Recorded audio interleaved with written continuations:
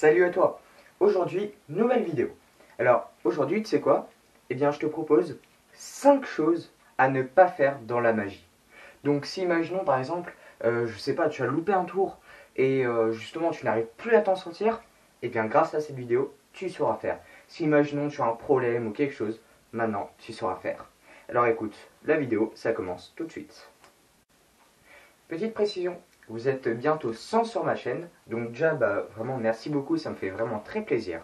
Alors continuez à vous abonner, à aimer la vidéo et vous serez vraiment un jeune padawan. Je sais pas pourquoi j'ai ça, j'avais envie. Vous pourrez faire des combats de style pam pam pam pam. Non, vous en faites pas. Bon allez, la vidéo tout de suite.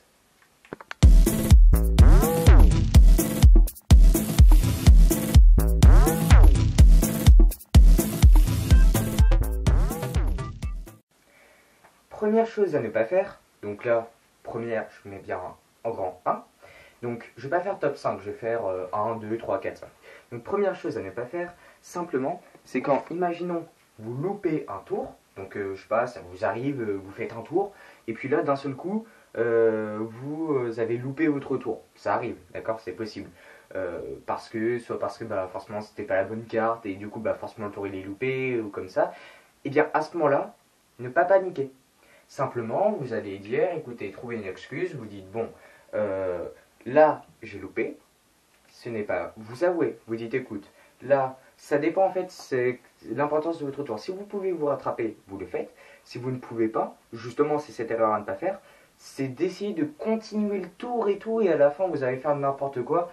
Et si vous n'avez pas un bon niveau dans la magie, vous allez vous perdre.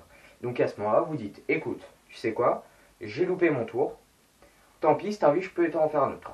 Mais vraiment ne pas paniquer et ne pas commencer à lui refaire le tour et tout, ou alors improviser à mort. Si pour improviser, vous pouvez improviser, ou pardon, j'arrive plus enfin bref, j'arrive plus à parler. Vous pouvez improviser, mais à ce moment-là, il faut avoir un meilleur niveau, on va dire en quelque sorte. Donc, du coup, quatrième chose à ne pas faire dans la magie, mais genre vraiment pas, c'est faire 2 fois le même tour. Ou même, peu importe, je ne sais combien de fois, le même tour à la même personne. C'est-à-dire que, déjà la première fois, imaginons, la personne, elle va être ah, d'accord, ah, je pense avoir compris comment tu fais. Et donc, vous, forcément, à ce moment-là, vous n'allez pas lui dire ah ouais, tu penses savoir comment j'ai fait? Bah, attends. C'est quoi, je vais faire une deuxième fois le tour, moi, on voit si t'as bien compris. Et puis écoute, après, si t'as envie, pourquoi pas t'expliquer tous les tours que je connais, écoute. Alors vas-y, tu sais quoi, rechoisis la carte. Non mais franchement. Surtout qu'en plus, c'est pas malin, quoi, parce que vous imaginez, imaginons, vous faites un tour à une personne, plus tard, je sais pas, vous allez faire un tour à une personne, la personne d'à côté, si vous lui avez fait 2 fois de suite ou qu'il a compris, la personne, elle va lui expliquer. Enfin, je veux dire, même, on fait pas 2 tours à la suite, le même, voilà. Il y a des tours pour lesquels on peut. Mais en général, c'est rare. Hein. Troisième chose, donc, assez important, vraiment, dans la magie, ne pas s'énerver. Mais genre vraiment, même si vous avez un spectateur qui est vraiment saoulant, ne pas s'énerver. Vraiment. Genre, franchement, vous allez pas être comme ça. Imaginez le spectateur, vous savez, il est comme ça, il regarde le tour, il fait ah non, là franchement j'aime pas comment t'as fait, puis je suis sûr, là tu vois c'est mal fait parce que j'ai compris le truc. Vous, c'est sûr, si vous commencez à vous énerver en disant mais écoute, si t'es pas content, t'as qu'à le faire toi le tour pendant entier. Vas-y, tiens, je te passe les cartes. Je dois vous avouer que ça va pas vraiment le faire. Le spectateur risque de s'énerver, vous allez vous énerver. Écoutez, vous savez, je pense que vous en avez déjà entendu parler, le client est roi dans la restauration ou dans les magasins ou dans les trucs. Et ben dans la magie, c'est pareil. C'est-à-dire que le spectateur vous saoule, vous dit écoute, je pense que t'as pas fait comme ça, il ne faut pas s'énerver, pas le stresser, parce que sinon, c'est ce qui va faire que ça va partir en cacahuète, qui va raconter n'importe quoi, enfin bref. C'est le pire moyen pour louper des tours, des trucs. Donc vous laissez parler le spectateur. C'est-à-dire que le spectateur, il va vous dire, ouais, de toute façon, j'ai bien compris et tout. Vous lui faites, oui, bon, bah écoute, d'accord, bah c'est pas grave, c'est bien, enfin voilà. Mais ne vous énervez pas. Alors, la deuxième chose qui peut paraître peut-être un petit peu bête et à laquelle on n'y pense pas forcément, mais c'est un tour, bah, je suis désolé, mais tout beau magicien qui se respecte ne fait pas un tour assis. Quand vous croyez que moi, quand je fais mes animations dehors, d'ailleurs, je vous invite à suivre mon Instagram. Au-dessus, bah, je poste les animations que j'ai pu faire.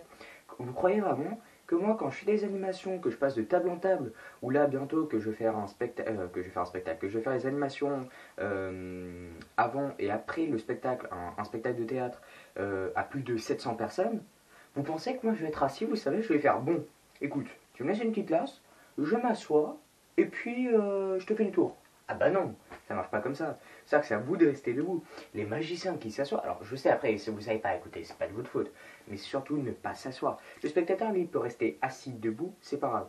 Il faut, du moins dans le close-up, donc ce qui regroupe tout, c'est-à-dire la magie, la carte magie, donc la magie avec les cartes, mais aussi avec les objets, par exemple ça, les choses, il faut vraiment que le spectateur soit libre en fait, et qu'il soit assis ou debout, il ne puisse rien voir. Mais le magicien, toujours être debout. Et, ou alors, sauf exception, mais sauf exception, c'est vraiment pour un tour qui demande d'être assis, quoi. Mais sinon, vraiment, toujours debout, c'est ça le plus important. Et enfin, l'une des choses les plus importantes dans la magie, justement, numéro un. Alors, oui, peut-être que vous m'avez reconnu, je suis le professeur de la Castel de Papel. Je remplace Nolan là parce que il était fatigué, il a eu envie de faire une petite sieste. Je blague, mais je blague, bien sûr, mais arrêtez de faire à tout. C'est bon. Les rageux de YouTube, je vous entends déjà. Donc, le premier truc, le plus important à ne pas faire dans la magie, c'est vraiment la chose fondamentale de base. Non, là j'en fais peut-être un peu trop. Non, on va dire la chose qui est parmi les choses les plus importantes parce que vraiment c'est quelque chose qui doit être respecté, on va dire, quand vous faites un tour à quelqu'un. C'est simplement, eh bien, c'est simplement de savoir claquer des doigts. Voilà. Enfin, bonne vidéo, enfin du moins, bonne fin de vidéo vu que c'est terminé. À la prochaine vidéo. Non, bien sûr, la vérité. La première chose, donc ce que je disais, la chose numéro un. Donc une des choses justement aussi qui est assez importante dans la magie à ne pas faire justement, eh bien c'est simplement, alors oui, je dois avouer, ça fait aussi beaucoup de simplement, et là, je me tâte à vous le dire. Non, je rigole, hein, mais je sais pas si vous avez remarqué, depuis tout à l'heure, je suis sur la chose à ne pas faire numéro un, mais on va dire ça fait 30 secondes que je vous l'ai toujours pas dit, quoi. Bon, allez, c'est parti. Là, je vous le dis vraiment promis. Donc, Donc cette chose très importante, c'est simplement de ne pas aller faire des tours, un spectateur ou des spectateurs, sans vous être entraîné auparavant. C'est-à-dire que, imaginons que vous arrivez, euh, vous proposez votre tour, vous commencez votre tour, et là c'est comme si c'est comme comme si c'était la première fois que vous le faisiez, bah forcément vous allez être perdu, vous n'allez pas comment, enfin forcément peut-être que vous allez vous tromper, ce qui est normal.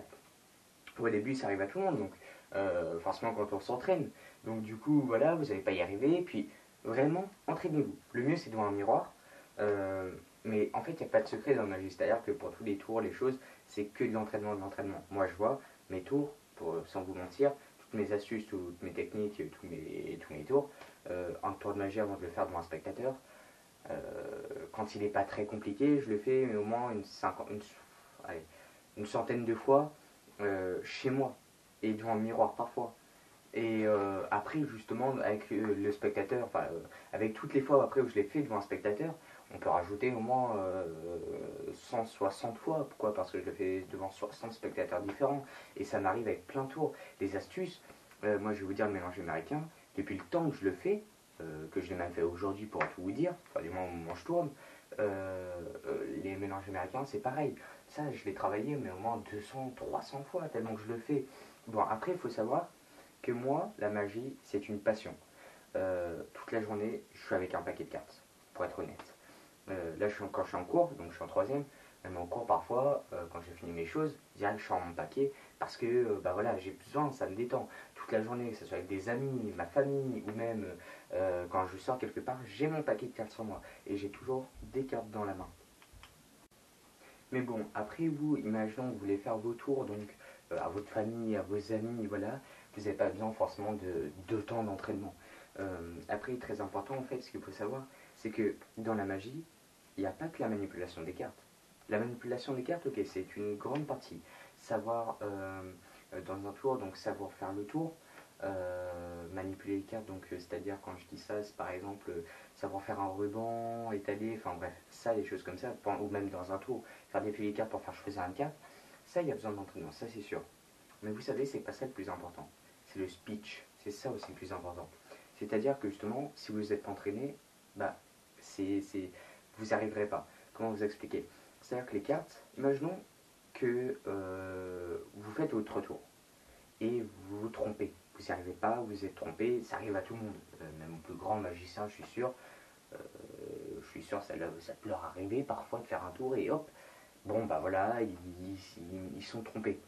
Euh, Moi par exemple, je vois, enfin, bref, voilà, je connais quelques magiciens, ça leur est arrivé de se tromper parfois en plein public. Mais c'est pas grave, enfin, c'est pas grave, c'est dommage pour eux, mais en fait, ils arrivent à s'en sortir parce qu'ils ont de l'improvisation. C'est-à-dire qu'ils sont entraînés pour savoir quoi dire à ce moment-là s'ils se sont trompés.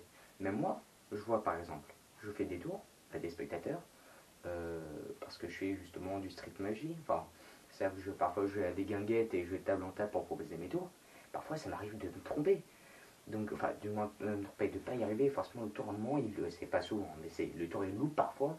Euh, et une mauvaise manipulation de carte, la carte elle est passée au-dessus parce que forcément moi mes cartes je les utilise tellement qu'elles commencent à être un petit peu usées, donc elle est passée au-dessus et hop et puis c'est bon. Et bah du coup avec l'improvisation j'arrive à inventer toute une autre histoire en quelque sorte, mais pour que le tour soit tout autant spectaculaire, voire plus. Donc c'est pour ça en fait c'est le speech qui compte le plus je dirais, et sans entraînement vous pouvez pas y arriver, il n'y a pas de secret. Mais bon, après ça c'est autre chose. Donc écoutez, eh bien, merci de m'avoir regardé jusque-là. Encore une fois, n'hésitez pas à vous abonner et à laisser un pouce en l'air, sachant qu'il y a le concours. Voilà, plein de projets sur la chaîne aussi, je voulais vous en parler. Donc notamment du street magie, c'est-à-dire aller voir les gens dans la rue. Donc je ferai des vidéos à Tours, à Lyon, à Montlouis, peut-être à Montargis, enfin bref. Comme ça, pour, imaginons, voir les gens en terrasse et proposer mes tours. Et après, je mettrai sur YouTube. Aussi, une nouvelle playlist, comme là, cette nouvelle playlist s'ouvre, donc ça sera la playlist top 5. Donc vous avez accueil, vidéo, playlist. Si vous cliquez, pour l'instant, vous avez tuto, annexe, tueur de magie. Maintenant, vous aurez top 5. Et bien en plus, pourquoi pas, l'histoire de la magie. Donc je vous expliquerai d'où on est parti, par où on est passé, pour finir où et avec qui.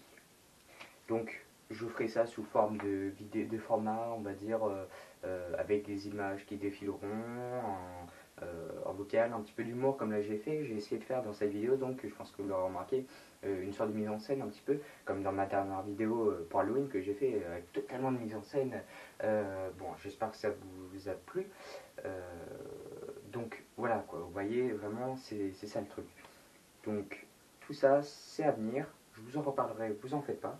Et puis écoutez, eh bien moi je vous remercie de m'avoir regardé jusque là. Et puis je vous dis salut, à la prochaine vidéo, c'était Magie Nourrie.